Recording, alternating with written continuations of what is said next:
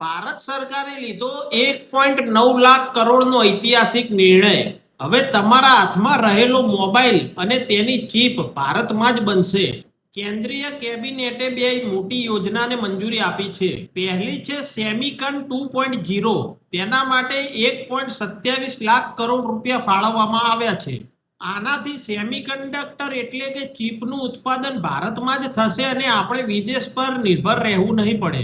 બીજી યોજના મોબાઈલ ઉત્પાદન પ્રીમિયમ, જેના માટે 62,500 કરોડ રૂપિયા મંજૂર કરાયા છે. આ અંતર્ગત ભારતમાં 39 લાખ કરોડના મોબાઈલ ફોન બનાવવાનો ટાર્ગેટ છે. સરકારી અહેવાલ મુજબ આ મેગા પ્રોજેક્ટ્સના કારણે દેશમાં લાખો પ્રત્યક્ષ અને પરોક્ષ રીતે રોજગારીની તકો ઊભી થઈ શકે છે.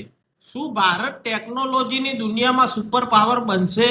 તમારો વિચાર કમેન્ટ બોક્સમાં જરૂર જણાવો અને આવા જ ઇન્ફોર્મેટિવ વિડીયો માટે ફોલો કરો.